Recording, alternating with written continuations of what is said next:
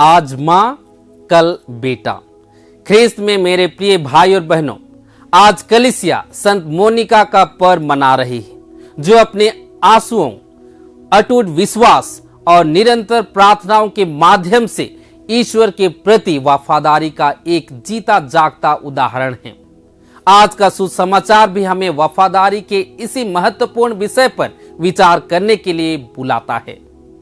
प्रभु यीशु हमें एक ही स्वामी और दो बिल्कुल अलग अलग चरित्र वाले सेवकों, एक समझदार और वफादार तथा दूसरा दुष्ट का दृष्टांत सुनाते हैं। आइए हम इसके तीन मुख्य पहलुओं पर मनन करें। पहला, स्वामी का भरोसा। दृष्टांत में स्वामी तीन महत्वपूर्ण कार्य करता है।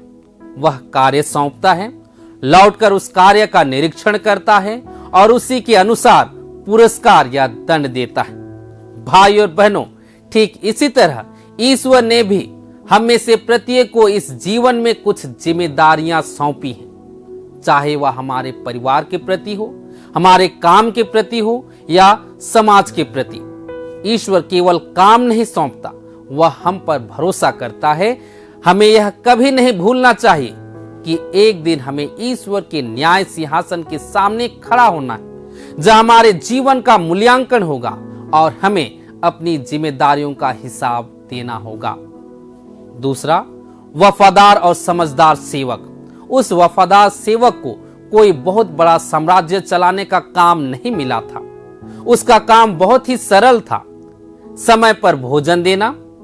लेकिन उसने इस साधारण से काम को असाधारण ईमानदारी से किया। ईश्वर की नजर में दुनिया की सफलता से ज्यादा हमारी वफादारी मायने रखती है। जब हम निगरानी में होते हैं तब तो काम करना आसान होता है, लेकिन हमारी सच्ची वफादारी की परीक्षा तब होती है जब हम अकेले होते हैं, जब कोई हमें देख नहीं रहा होता। छोटी छोटी बातों में वफादार रहना बहुत बड़ी बात है।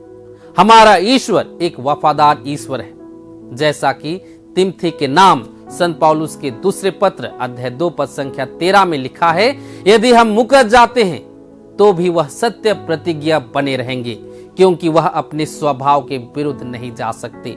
संत मोनिका ने भी अपने बेटे अगुस्टिन के मन फिराव के लिए सालों तक प्रार्थना करके यही वफादारी दिखाई।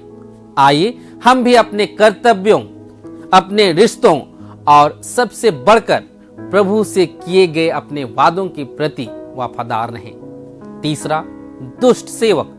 दूसरी ओर दुष्ट सेवक न केवल अपना काम करने में असफल रहता है, बल्कि वह यह सोचकर चीजों को हल्के में लेता है कि मेरा स्वामी आने में देर कर रहा है। वह सब कुछ कल पर टाल देता है।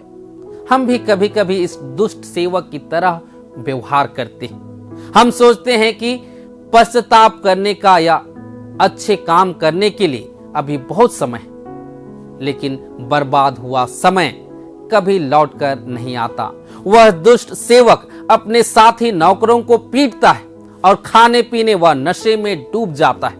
यह हमें सिखाता है कि हमें अपने अधीन काम करने वाले लोगों, छात्रों या कर्मचारियों के साथ प्रेम और करुणा से पेश आना चाहिए। शारीरिक इच्छाओं और पेटूपन में अंधा हो जाना हमें पाप की ओर ले जाता है और ईश्वर से दूर कर देता है। आइए हम आज ही से उस समझदार सेवक की तरह बने। हम अपने ईश्वर, अपने परिवार और अपनी बुलाहट के प्रति वफादार रहें, ताकि जब हमारा स्वामी आए तो वह हमें जागता हुआ और अपना कर्तव्य निभाता हुआ पाए और हम स्वर्ग के राज्य के अधिकारी बन सकें।